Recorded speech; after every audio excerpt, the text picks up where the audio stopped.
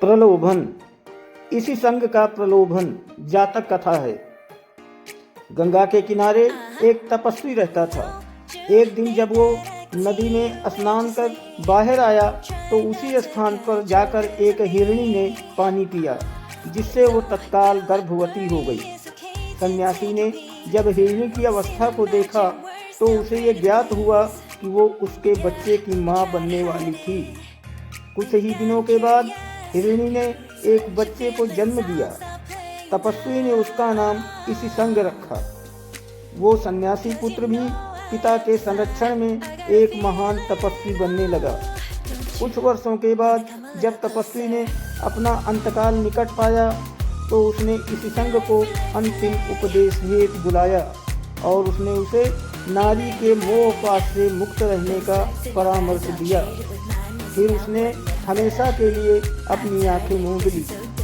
कालांतर में इसी संग एक महान सन्यासी के रूप में मान्य होने लगा, जिससे शक्र को यानी इंद्र को देवलोक हिलता प्रतीत हुआ। अतः इस संग को सन्यासी पद से भ्रष्ट करने के लिए इंद्र ने अलम्बुसा नामक एक अति सुंदर अप्सरा को पृथ्वी पर भेजा। उस दिन इस संग जब गंगा स्नान कर नदी से बाहर निकल रहा था, उसकी दृष्टि अलम्बुसा पर पड़ी, जो ठीक उसके सामने खड़ी थी।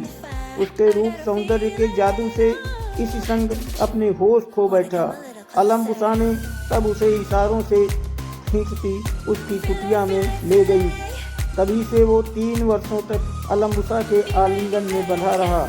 एक दिन जब उसे होश आया तब उसने जाना कि उसने वर्षों की साधनाओं का फल खो दिया था। उसका संन्यास व्रत भंग हो चुका था।